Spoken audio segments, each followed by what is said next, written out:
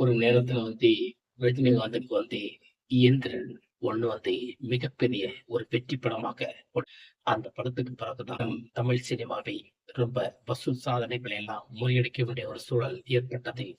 கோடிக்கணக்கில் ஒரு வித்தியாசமான ஒரு படைப்பை தமிழ் சினிமா கொடுத்தது. ஆனா இப்போது ரஜினிகாந்த் ஒரே முடிவோட இருக்கிறார். சங்கர் படத்தில் நான் நடிக்கவே மாட்டேன். ஏன் எதற்காக என்று பார்த்தால், சங்கருக்கு சமீபத்தில் பெரிய சர்க்கிள்கள் ஏற்பட்டு கொண்டிருக்கிறது. அதனால்தான் சங்கர் படத்தில் ரஜினிகாந்த் நடிக்காமல் இருப்பதை உறுதியாக தெரியும். இருந்தாலும் இது என்னை பொறுத்த வரைக்கும் சங்கர் படத்தில் ரஜினி நடிக்க மாட்டான்னு சொல்றது நம்பிக்கை துரோகம் என்று தான் நான் நினைக்கிறேன். ஒரு நேரத்துல எந்திரன் படத்தை வித்தியாசமான ஒரு பணச்செலவுல மிகப்பெரிய வெற்றி கொண்டாடின ஒரு படம் தான் எந்திரன்.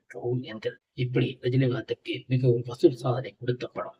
அப்படி இருக்கும்போது சங்கர் சங்கர் படத்துல மீண்டும் நினைவூட்டான எந்த விதத்துல சூப்பர் ஸ்டார் ரஜினிகாந்த் சொல்றான்னு தான் புரியல. ஆனா இது உண்மையிலே இதை சொல்ல நிச்சயமாக அவர் இப்படிப்பட்ட விஷயங்களை சொல்வது